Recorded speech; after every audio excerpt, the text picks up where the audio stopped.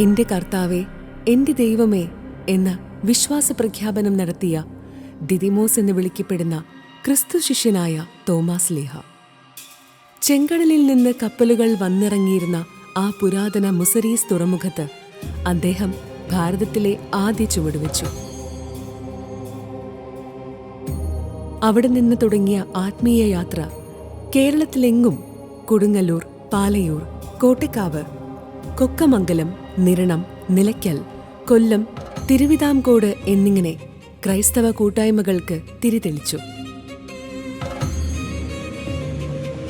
20 വർഷത്തെ തന്റെ പ്രേഷിത ദൗത്യത്തിനൊടുവിൽ തോമാസ് ലീഹ ചേരരാജ്യത്തിലെ മൈലാപ്പൂരിൽ വെച്ച് AD 72 രക്തസാക്ഷിത്വം വരിച്ചു.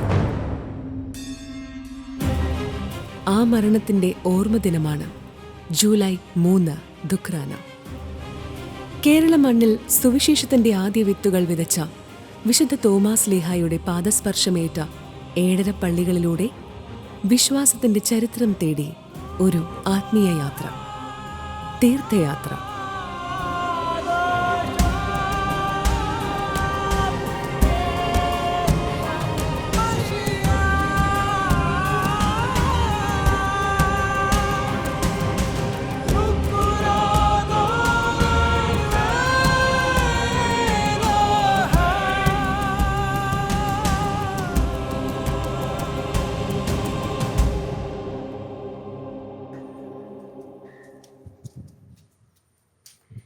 ചരിത്രം ഉറങ്ങുന്ന മണ്ണ് എന്ന് നമ്മൾ പലയിടങ്ങളെയും കുറിച്ച് കേൾക്കാറുണ്ട്.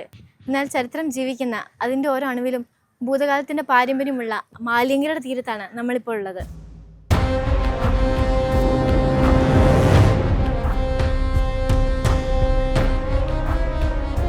BC 10-ാം നൂറ്റാണ്ടിൽ സോളമൻ രാജാവിന്റെ കപ്പലുകൾ വന്ന് അടുത്തിരുന്ന കാലം തൊട്ട് ഈ തീരം ലോക ചരിത്രത്തിൽ തന്നെ ഇടം നേടിയ ഒന്നാണ്. അന്ന് ബാബിലോണിൽ നിന്നും റോമിൽ നിന്നൊക്കെ സുഗന്ധവ്യഞ്ജനങ്ങൾ തേടിയായിരുന്നു കപ്പലുകൾ ഇവിടെ വന്ന് അടുത്തിരുന്നത്. എന്നാൽ ഈ തീരത്തിന്റെ വിധി മാറ്റി എഴുതിയത് മറ്റൊന്നാണ്. AD 52 ഈശോയുടെ പ്രിയ ശിഷ്യനായ തോമാസ് ലീഹ ഭാരത മണ്ണിലേക്ക് കാലുകുത്തിയത് ഈ മാലിയങ്കരയുടെ തീരത്തായിരുന്നു. അന്ന് തുടങ്ങിയ ആത്മീയ സാംസ്കാരിക യാത്ര ഇവിടെ വലിയൊരു ചരിത്ര സാക്ഷ്യമാണ് നമ്മൾ ഇന്നിവിടെ കാണുന്ന തോമാസ് ലീഹയുടെ ഭാരത പ്രവേശന ദേവാലയവും ചരിത്ര മ്യൂസിയവും ഒക്കെ. അപ്പോൾ നൂറ്റാണ്ടുകളുടെ ചരിത്രം ഉറങ്ങുന്ന ഈ ഒരു ദേവാലയത്തിന്റെ വിശേഷങ്ങളിലേക്ക് നമുക്ക് പോകാം.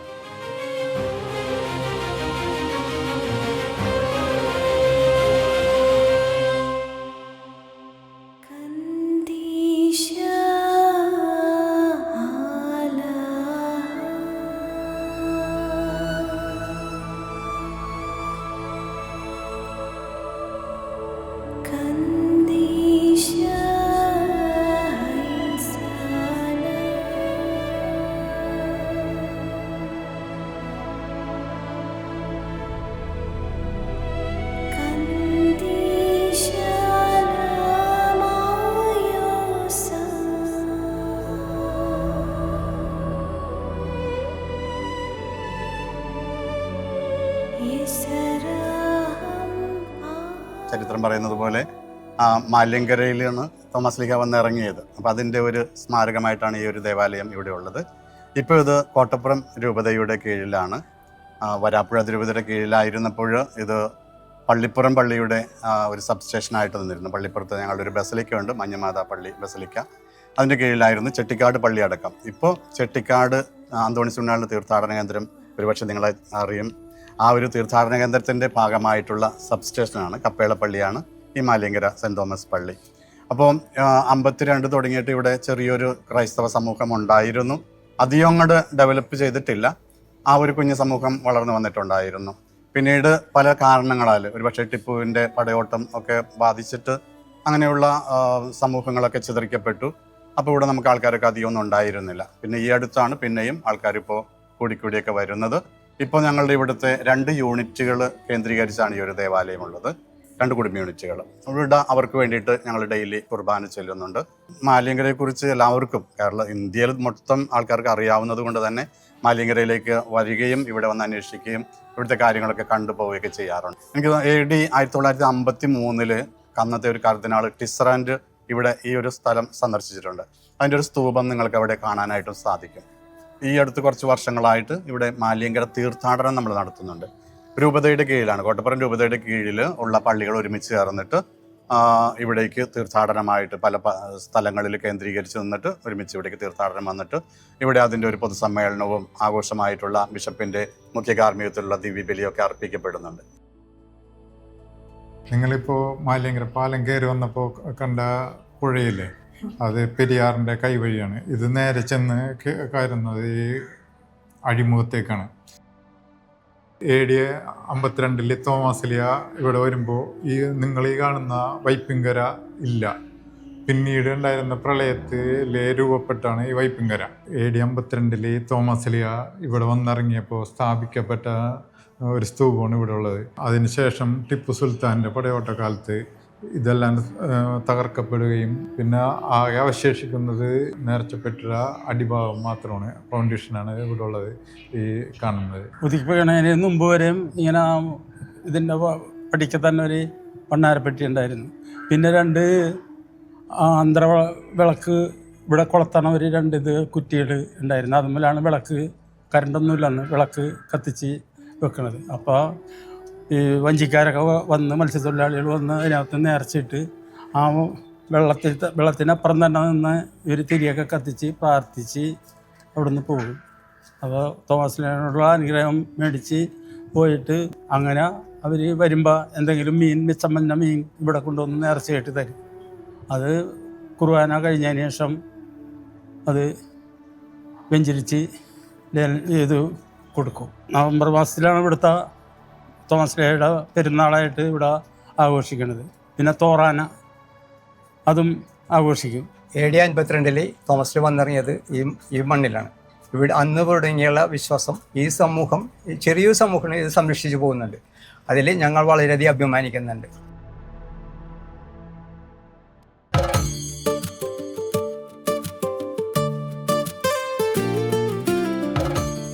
ഈ പള്ളിയുടെ തൊട്ടടുത്തായിട്ട് തന്നെ ഇവിടെ മ്യൂസിയം കൂടെ ഒരുക്കപ്പെട്ടിട്ടുണ്ട്. നമുക്ക് അതുകൊണ്ട് കണ്ടാലോ? കാണാലോ.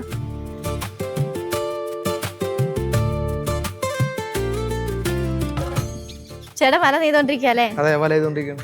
മ്യൂസിയത്തിൽ കയറാലോ അല്ലേ? അതെ, തുറന്നിട്ടേക്കാണ്, കയറി കാണാൻ കുഴപ്പമില്ല. ഭാരത മക്കൾക്ക് പുതുജീവനേകുവാനാ വിശ്വാസദീപം തെളിച്ചവനേ. ഇതിലുണ്ടല്ലോ കുറെ പഴയ ഫോട്ടോസൊക്കെ. ഇതേ മാലിയങ്കര തീർത്ഥാടനത്തിനെ കുറിച്ചിട്ടുള്ള വാർത്തകളൊക്കെയാണ്.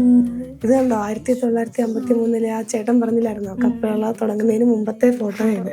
അനന്തമാം സ്നേഹം തൊട്ടറിഞ്ഞവൻ നീ, ആ സ്നേഹ ചൈതന്യം പകർന്നി. അല്ല ചേച്ചി, നമ്മുടെ ഈ കപ്പേള പുതുക്കിപ്പെടുന്ന സമയത്ത് തന്നെ തോമാസ്ലിഹയുടെ കൈയുടെ തിരുശേഷിപ്പിന്റെ ഒരു ഭാഗം ഇവിടുന്ന് അടുത്ത് തന്നെ അഴീക്കോട് പ്രതിഷ്ഠിച്ചിട്ടുണ്ട്. അപ്പൊ നമുക്ക് അവിടെയും കൂടെ ഒന്ന് കണ്ട് സന്ദർശിച്ചിട്ട് വന്നാലോ? ഭാരത മക്കൾക്ക് പുതുജീവനേകുവാനായി വിശ്വാസദീപം തെളിച്ചവനേ.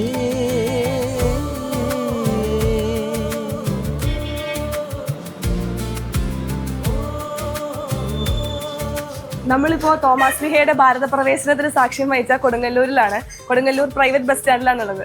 കൊടുങ്ങല്ലൂർ ടൗണിൽ നിന്ന് ഏകദേശം 8 കിലോമീറ്റർ ദൂരം യാത്ര ചെയ്താൽ അഴീക്കോട്ടെ സെന്റ് തോമസ് പള്ളിയിലെത്താം. ബസ് യാത്ര വളരെ രസകരമാണ്. ഏകദേശം ഒരു 20-25 മിനിറ്റ് യാത്ര ചെയ്ത് കഴിഞ്ഞാല് പള്ളിയുടെ മുമ്പിലെത്താം. ഇതേ അഴീക്കോട്ടേക്കുള്ള ബസ് വരുന്നുണ്ടല്ലോ, അതിൽ കയറിയാലോ? അപ്പൊ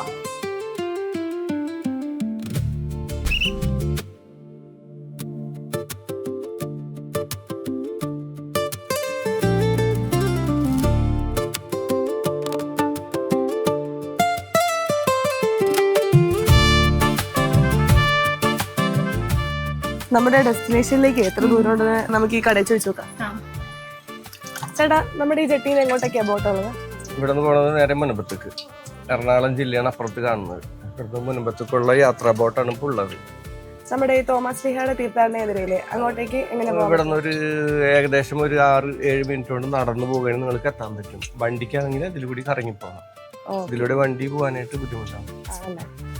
ഓക്കെ ഏട്ടാ, താങ്ക് യു. ഓക്കെ.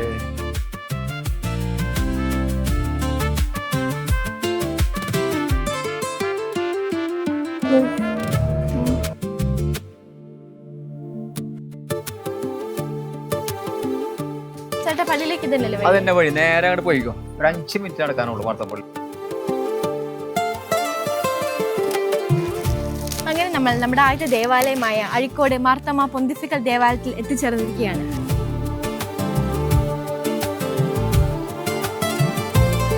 തോമസ് ലീഹയുടെ സ്മരണയ്ക്കായിട്ട് പണിത ഈ ദേവാലയം ഇന്ന് ലോകമെമ്പാടുമുള്ള തീർത്ഥാടകരുടെ ഒരു പ്രധാന കേന്ദ്രമാണ്. അപ്പൊ നമുക്ക് ദേവാലയത്തിലേക്ക് കിടക്കാം. അതെ, ശാന്ത അന്തരീക്ഷം അല്ലേ? അതെ, ഈ പെരിയാറിന്റെ തീരത്ത് നടിക്കുന്ന തണുത്ത കാറ്റും അവിടേക്ക് നിരന്ന് കിടക്കുന്ന ഫിഷിംഗ് ബോട്ടൊക്കെ കൂടെ കാണാനായിട്ട് നല്ല രസമുണ്ട്. പിന്നെയല്ലേ ചേച്ചി, ഈ പ്രദേശം മുഴുവൻ ഉണ്ടല്ലോ ഗവൺമെന്റിന്റെ മുസീരിയസ് ഹെറിറ്റേജ് എന്ന് പറഞ്ഞൊരു പ്രൊജക്ട് ഉണ്ട്, അതിന്റെ ഭാഗം കേട്ടോ. ഓ അത് ശരി. നിങ്ങൾക്ക് ആ കുരിശിന്റെ പ്രത്യേകത എന്താണെന്ന് അറിയോ? അത് ഈ തീർത്ഥാടന കേന്ദ്രത്തിന് റോമിന്റെ പൊന്തിഫിക്കൽ അംഗീകാരം കിട്ടിയിട്ടുണ്ട്. അതിന്റെ തെളിവായിട്ടാണ് ഈ കുരിശ് ഇവിടെ വെച്ചേക്കുന്നത്.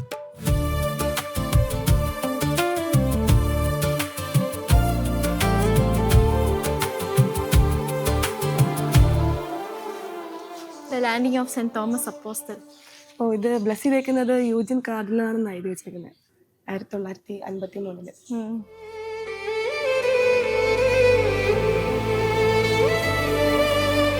ഈ പാത്രമൊക്കെ കണ്ടോ? ഭയങ്കര ഡിഫറെന്റ് ആയിട്ടുള്ള ഒരു ദേവാലയം അല്ലേ?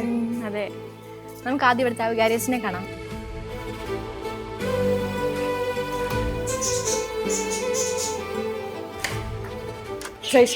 സ്തുതിയായിരിക്കട്ടെ. എപ്പോഴെപ്പോഴും സ്തുതിയായിരിക്കട്ടെ. നമ്മൾ തോമസ് ലീഹയുടെ 7 പള്ളികളെ കുറിച്ച് പഠിക്കാനുള്ള ഒരു യാത്രയിലാണ്. അച്ഛൻ ഞങ്ങളെ സഹായിക്കാൻ പറ്റുമല്ലോ? തീർച്ചയായിട്ടും.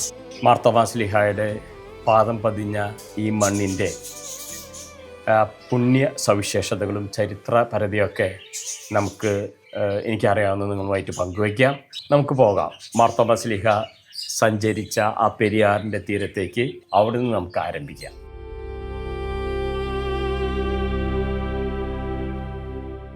അച്ഛൻ, നമ്മുടെ ഈ മാർത്തോമ തീർത്ഥകേന്ദ്രം ഇവിടെ വരാനുള്ള ഒരു ചരിത്ര പശ്ചാത്തലം എന്ന് പറഞ്ഞുതരാമോ? 360 മൈലുകളോളം നീളം വരുന്ന തീരപ്രദേശത്താൽ സമ്പന്നമാണ് കേരളം. ഈ തീരപ്രദേശത്ത് കപ്പലുകൾക്ക് വന്ന് ഇറങ്ങാൻ പറ്റിയ പല തുറമുഖങ്ങളും ഉണ്ടായിരുന്നു. ഉദാഹരണം പറഞ്ഞാൽ മുസീരീസ്, തീണ്ടീസ്, ബറാക്കെ, നെൽക്കിണ്ട ഇവയൊക്കെ വളരെ പ്രശസ്തമായ തുറമുഖങ്ങളാണ്. അതിൽ പ്രശസ്തമായ തുറമുഖമാണ് മുസീരീസ് എന്ന് പറയുന്ന തുറമുഖപട്ടണം. ചരിത്രത്തിൽ നമ്മൾ നോക്കിയാൽ ഇങ്ങനെ വായിക്കുന്നുണ്ട്. ജെറുസലേം ദേവാലയം സോളമൻ രാജാവ് പണിയുമ്പോൾ ആ ജെറുസലേം ദേവാലയത്തിലേക്ക് ആവശ്യമായ ചന്ദനം, ആനക്കൊമ്പ്, മറ്റ് സാധനങ്ങളൊക്കെ ഈ മുസീരീസ് തുറമുഖത്തിൽ നിന്നാണ് കൊണ്ടുപോയതെന്ന് ചരിത്രം പറയുന്നുണ്ട്. അത്രയേറെ പ്രാധാന്യമുള്ള തുറമുഖ പട്ടണമായിരുന്നു മുസീരീസ്. നമ്മുടെ കൊടുങ്ങല്ലൂരിൻ്റെ ആദ്യത്തെ നാമമാണത്. ഈ തുറമുഖ പട്ടണത്തിൽ വിദേശികളായിട്ടുള്ളവർ പലരും, അത് ജൂതന്മാരുണ്ട്, പോർച്ചുഗീസുകാരുണ്ട്, മറ്റ് യൂറോപ്പിൽ നിന്ന് വരുന്ന ആൾക്കാരൊക്കെ ഉണ്ട്. അവരൊക്കെ ഈ തുറമുഖത്ത് വന്നിരുന്നു. പ്രത്യേകമായിട്ട് വരാൻ കാരണം നമുക്കറിയാം, കേരളം സുഗന്ധ വ്യഞ്ജനങ്ങളുടെ കച്ചവടം നടന്നിരുന്ന സ്ഥലമാണ്. അതുകൊണ്ട് തന്നെ വിദേശികളായിട്ടുള്ള പലരും ഇവിടെ വന്നു പോകാറുണ്ടായിരുന്നു. ആ കൂട്ടത്തിലായിരിക്കണം മാർ തോമസ് ലീഹായും ഇവിടെ വന്ന് ഈ മുസീരീസ് തീരത്ത് കപ്പലിറങ്ങിയത്.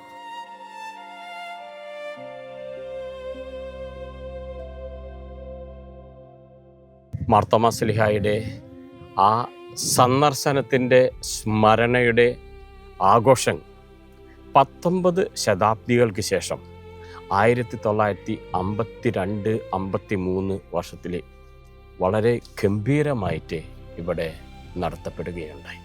അപ്പം അന്ന് റോം തീരുമാനിച്ചു ഭാരത അപ്പോസ്തലനായ മാർ തോമസ് ലീഹായുടെ പൂജ്യമായ തിരുശേഷിപ്പ് കൊടുങ്ങല്ലൂർ സ്ഥാപിക്കണമെന്ന്. അന്നത്തെ പൗരസ്ത്യ തിരുസംഘത്തിൻ്റെ പ്രീഫെക്റ്റായിരുന്ന കാർഡിനൽ യൂജിൻ ടിസ്രൻ്റാണ് ഈ തിരുശേഷിപ്പ് ഇറ്റലിയിലെ ഒർത്തോണയിൽ നിന്നും ആഘോഷപൂർവ്വം നമ്മുടെ നാട്ടിലേക്ക് കൊണ്ടുവന്നത്. ജനങ്ങൾക്കൊക്കെ വലിയ സന്തോഷവും പുത്തൻ ഉണർവും ഒക്കെ നൽകിയ ഒരു സംഭവമായിരുന്നത്. കാരണം മാർ തോമസ് ലീഹായുടെ വളരെ പൂജ്യമായ തിരുശേഷിപ്പാണ് നമ്മുടെ ഭാരതത്തിലേക്ക് എത്തിയത്.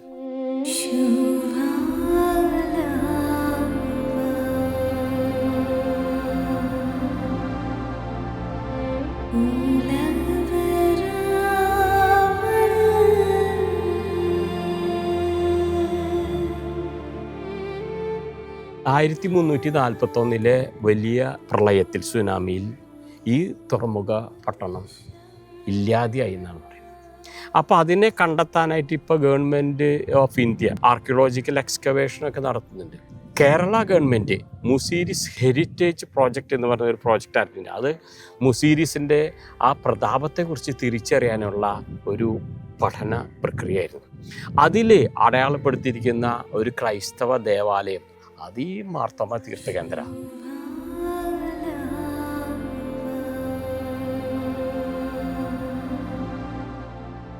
നമ്മളിപ്പോൾ പോകുന്നത് വിശുദ്ധ തോമാസ് ലീഹയുടെ വലതുകരം സൂക്ഷിച്ചിരിക്കുന്ന ഇടത്തേക്കാണ്.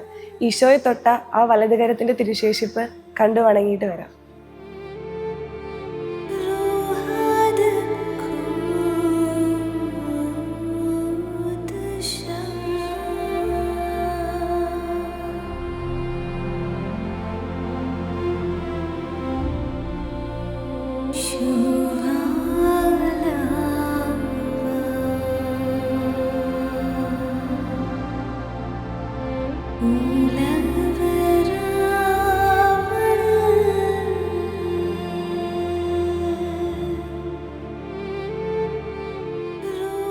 മക്കളെ, ഇതാണ് ഞാൻ പറഞ്ഞ വളരെ പൂജ്യമായ മാർത്തോമാ ശ്ലീഹായുടെ വലത് കരത്തിൻ്റെ അസ്ഥിയുടെ ഒരു ഭാഗം. തോമസ് ലീഹയെ കുറിച്ച് പറയുമ്പോൾ നമ്മൾ ചിലപ്പോൾ പറയും അല്പവിശ്വാസിയാണ്, സംശയകരമാണ്. ഞാൻ പറയും കടുത്ത വിശ്വാസവും അതിലേറെ സ്നേഹവും ഈശോയോട് കാണിച്ചിട്ടുള്ള വ്യക്തിയാണ് മാർത്തോമാ ശ്ലീഹ. ഈശോയോട് കൂടെ എന്നും ആയിരിക്കാൻ ആഗ്രഹിച്ച വ്യക്തിയാണ്. ഈശോയിൽ നിന്നും ഒരു അണുവിട മാറാൻ മാർത്തോമാ ശ്ലീഹ ആഗ്രഹിച്ചില്ല. അത് ശ്ലീഹയ്ക്ക് ഇഷ്ടമല്ലായിരുന്നു. നമ്മൾ യോഹന്നാൻ്റെ സുവിശേഷത്തിൽ വായിക്കുന്നില്ലേ, നമുക്കും അവനോട് കൂടെ പോയി മരിക്കാം. അത് വെറും വാക്ക് പറഞ്ഞതല്ല, തൻ്റെ ജീവിതത്തിൽ ശ്ലീഹ അത് കാണിച്ചു കൊടുക്കുകയും ചെയ്തു. തൻ്റെ ജീവൻ കർത്താവിന് വേണ്ടി ഹോമിച്ചു. എവിടെ വെച്ചിട്ട്? നമ്മുടെ നാട്ടിലേക്ക് വന്നിട്ട്, ഇന്ത്യയിൽ വന്നിട്ടാണ് മാർത്തോമാ ശ്ലീഹ ഈശോയ്ക്ക് വേണ്ടി ആ ജീവൻ ബലി ചെയ്തത്. അത് തന്നെയാണ് നമ്മുടെ അഭിമാനം കേട്ടോ. ഈശോയിൽ നിന്ന് സ്വീകരിച്ച ആ വിശ്വാസമാണ് നമ്മുടെ പൂർവികർക്ക് 2000 വർഷങ്ങൾക്ക് മുമ്പ് മാർത്തോമാ ശ്ലീഹ പകർന്നു നൽകിയത്. എന്നെ അത്ഭുതപ്പെടുത്തുന്ന ഒരു കാര്യം എന്താണെന്നറിയോ? 2000 വർഷങ്ങൾക്ക് മുമ്പ് നമ്മുടെ പൂർവികർ ആ വിശ്വാസം സ്വീകരിച്ചിട്ട് ആ വിശ്വാസം ഇങ്ങനെ തലമുറകളായിട്ട് കൈമാറി 2000 വർഷങ്ങൾക്ക് ശേഷം ഇന്നും നമ്മുടെ കയ്യിൽ ആ വിശ്വാസം എത്തിയിട്ടുണ്ടല്ലോ. അതാണ് ഞാൻ പറയുക നമ്മുടെ പൂർവികരുടെ തീഷ്ണത. മാർത്തോമാ ശ്ലീഹയിൽ നിന്ന് സ്വീകരിച്ച ആ വിശ്വാസം നമ്മുടെ പൂർവികർ ആ തീഷ്ണതാപൂർവം തന്നെ ആ വിശ്വാസം അടുത്ത തലമുറയിലേക്ക് കൈമാറി ഇന്ന് നിങ്ങളുടെ കയ്യിൽ എത്തിയിരിക്കുന്നു. ചിലപ്പോൾ മക്കൾ പ്രാർത്ഥനയിലോ വിശ്വാസത്തിലോ വലിയ ഉത്സാഹവും തീഷ്ണതയോ കാണിക്കാത്ത ഒരവസരങ്ങളുണ്ട്. ചിലപ്പോഴൊക്കെ ചില പ്രതിസന്ധികൾ അവരുടെ ജീവിതത്തിലുണ്ടാകുമ്പോൾ അല്ലെങ്കിൽ വിചാരിച്ച കാര്യങ്ങൾ മുഴുവൻ അങ്ങോട്ട് നടക്കാതെ വരുമ്പോൾ, ചിലപ്പോൾ ജീവിതത്തിൽ വലിയ ക്ലേശങ്ങളുണ്ടാകുമ്പോൾ അവർ പറയുന്നത് എന്താണെന്നറിയാം? ഇനി പ്രാർത്ഥിച്ചിട്ട് എന്താ കാര്യം, ഇനി വിശ്വസിച്ചിട്ട് എന്താ കാര്യം, ഇനി പള്ളിയിൽ പോയിട്ട് എന്താ കാര്യം എന്നൊക്കെ പറയുന്ന മക്കളാണിപ്പോൾ കേട്ടോ. അപ്പോൾ അതുകൊണ്ട് തന്നെ നമുക്ക് ചിലപ്പോൾ സംശയിക്കുമെന്ന് തോന്നും. കാരണം ഇവരിഞ്ഞ് അടുത്ത തലമുറയിലേക്ക് ആ ക്രൈസ്തവ വിശ്വാസം നേരാവണ്ണം പകർന്നു കൊടുക്കുമോ എന്നുള്ളൊരു സംശയം പോലെ. തോമസ് ലീഹ ഈശോയുടെ കൂടെ ആയിരിക്കാനായിട്ട് ആഗ്രഹിച്ച വ്യക്തി. ഏത് പ്രതിസന്ധികളുണ്ടായിക്കോട്ടെ ഈശോയിൽ നിന്ന് മാറാൻ, അണുവിട മാറാൻ മാർത്തോമാ ലീഹ തയ്യാറായി അല്ലായിരുന്നു. അതുപോലെ നമ്മുടെ മക്കളും ഏത് പ്രതിസന്ധികൾ ജീവിതത്തിലുണ്ടായാലും നല്ല ക്രൈസ്തവ വിശ്വാസം പാലിച്ചുകൊണ്ട് ജീവിക്കാനായിട്ടുള്ള കൃപയ്ക്കായിട്ടാണ് നാം പ്രാർത്ഥിക്കേണ്ടത്. എങ്കിൽ മാത്രമേ നല്ല ക്രൈസ്തവ മൂല്യബോധമുള്ള തലമുറ ഉണ്ടാവുള്ളൂ. നല്ല ക്രൈസ്തവ വിശ്വാസമുള്ള കുടുംബങ്ങൾക്ക് രൂപം നൽകാനായിട്ട് അതിന് സാധിക്കും. അപ്പോഴാണ് മാർത്തോമാ ശ്ലീഹ പകർന്ന ആ വിശ്വാസം നിലനിന്ന് പോകാനായിട്ട് നമുക്ക് സാധിക്കുക. അതിന് മാർത്തോമാ ശ്ലീഹയുടെ അനുഗ്രഹം ഉണ്ടാവട്ടെ എന്ന് പ്രാർത്ഥിക്കുകയാണ്. ഒരുപാട് ജീവിതത്തിലെ വിഷമങ്ങളും ദുഃഖങ്ങളൊക്കെ ആയിട്ടാണ് പലരും ഇവിടെ കയറി വരുന്നത്. അപ്പോൾ അവരൊക്കെ ഇങ്ങനെ വലിയ ദുഃഖത്തോടെയും ഹൃദയ നൊമ്പരത്തോടെയൊക്കെ ഇവിടെ വന്ന് പ്രാർത്ഥിക്കുമ്പോൾ അവർ ആശ്വാസമായിട്ട് കാണുന്നത് ഈശോയെ തൊട്ട ഈ വലത് കരത്തിൻ്റെ ഭാഗമാണ്. അതായത് മാർത്തോമാശ്ലീഹയുടെ വലതുകരം. ഈ വലതുകരത്തിൻ്റെ മുമ്പിൽ ഒന്ന് പ്രാർത്ഥിക്കുമ്പോൾ മാർത്തോമാശ്ലീഹ തൻ്റെ കരം നീട്ടി നമ്മളെയൊക്കെ അനുഗ്രഹിക്കുന്നുണ്ടെന്നുള്ളതാണ്. അനുഗ്രഹിക്കും തീർച്ച, അതാണ് ഞാൻ വിശ്വസിക്കുന്നത്. നിങ്ങൾ വിശ്വസിച്ചോളുക. നമ്മളിവിടുന്ന് പ്രാർത്ഥിക്കുമ്പോൾ അനേകരെ തൻ്റെ കരം നീട്ടി അനുഗ്രഹിച്ച മാർത്തോമാശ്ലീഹ ആ കരം നീട്ടി നമ്മെയും അനുഗ്രഹിക്കുകയാണ്. ആ അനുഗ്രഹം സ്വീകരിക്കാനായിട്ടാണ് നമ്മളിവിടെ ഈ തീർത്ഥകേന്ദ്രത്തിൽ വരിക കേട്ടോ.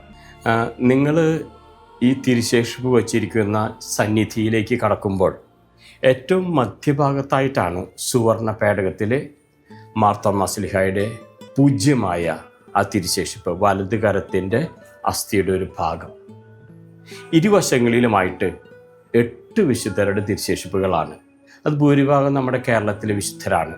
ഞാൻ ഉൾക്കൊള്ളുന്ന CMI സഭയുടെ സ്ഥാപക പിതാവായ ചാവറ പിതാവിൻ്റെ തിരുശേഷിപ്പ്, Alphonsamma, Euphrasia, Mariam Thresia, mother Teresa of Calcutta, വിശുദ്ധ ദേവസഹായം പിള്ള, വാഴ്ത്തപ്പെട്ട കുഞ്ഞച്ചൻ, വാഴ്ത്തപ്പെട്ട റാണി മരിയ, ഇങ്ങനെ 8 വിശുദ്ധരുടെ തിരുശേഷിപ്പുകൾ ഇരുവശങ്ങളിലുമായിട്ട് ക്രമീകരിച്ചിട്ടുണ്ട്.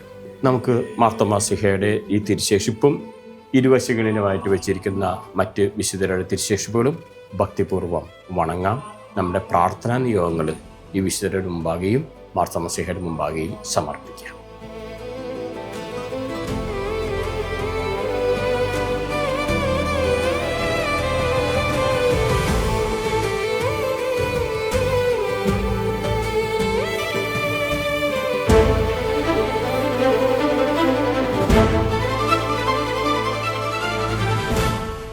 ഞാൻ ഈ തീർത്ഥകേന്ദ്രത്തിൻ്റെ പ്രത്യേകത പറയുമ്പോൾ ഇവിടെ യുവാക്കൾക്കായിക്കൊള്ളട്ടെ, കുട്ടികൾക്കായിക്കോട്ടെ, മറ്റു മുതിർന്നവർക്കായിക്കൊള്ളട്ടെ, മാർത്തോമാശ്ലീഹായുടെ ആ ചരിത്രത്തെക്കുറിച്ച് മനസ്സിലാക്കാൻ പറ്റിയ ഒരു മൂവി നമ്മളിവിടെ തയ്യാറാക്കിയിട്ടുണ്ട്.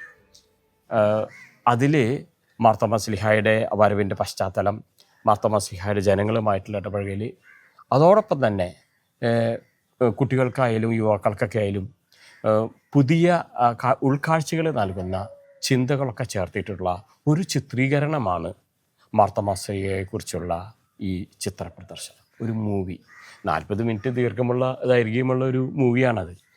അത് വലിയ ഇൻഫോർമേറ്റീവാണ്, അത് എഡ്യൂക്കേറ്റീവാണ്. അത് നമുക്ക് മാർത്തോമാശ്ലീഹയെക്കുറിച്ചുള്ള ഒരു ചരിത്ര പശ്ചാത്തലം, അതുപോലെ തന്നെ ഇപ്പോഴത്തെ കാലഘട്ടത്തിൻ്റെ ആ ചിന്തകൾ എങ്ങനെ വിശകലനം ചെയ്യുന്നു എന്നൊക്കെ ഉള്ളത് ആ ചിത്രീകരണത്തിൽ ലഭിക്കും.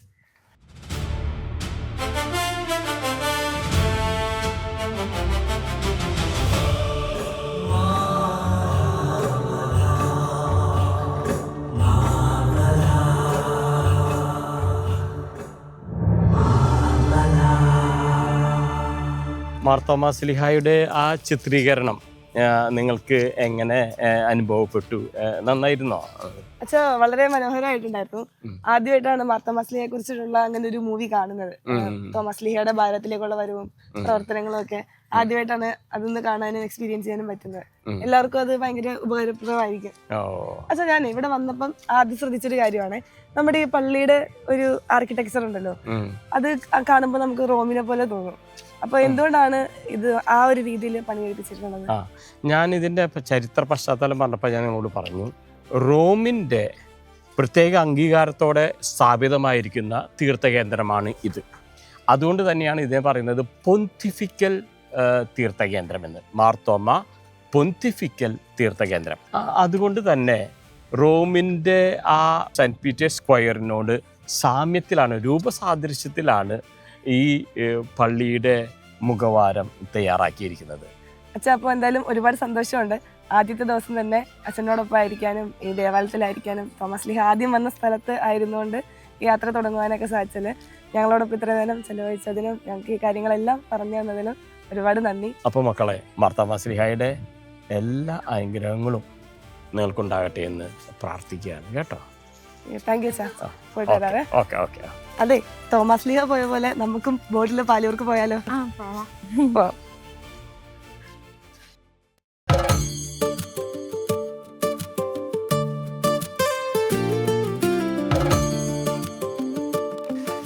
ചേച്ചി, നമ്മുടെ ഏഴരപ്പള്ളികളിലൂടെയുള്ള യാത്രയുടെ ആദ്യത്തെ ദിവസം ഇവിടെ പൂർത്തിയായിരിക്കുകയാണ് അല്ലേ? കടലിൽ കൊണ്ടുപോയ ഈ മുസീരിസിൽ നിന്നും നമ്മുടെ യാത്ര ഇനിയും തുടരും. അഴീക്കോട്ടെ ഈ മണ്ണിൽ നിന്നും ഇവിടുത്തെ ഈ ശാന്തതയിൽ നിന്നും നമ്മളിപ്പോ പോകുകയാണ്. ഇനി അടുത്ത എപ്പിസോഡിൽ കാണാം. ഭാരത മക്കൾക്ക് പുതുജീവനേകുവാനാ വിശ്വാസദീപം തെളിച്ചവനേ, ഭാരത മക്കൾക്ക് പുതുജീവനേകുവാനായി വിശ്വാസദീപം തെളിച്ചവനേ, അനന്തമാം സ്നേഹം തൊട്ടറിഞ്ഞവൻ നീ, ആ സ്നേഹ ചൈതന്യം പകർന്നിടണേ, അനന്തമാം സ്നേഹം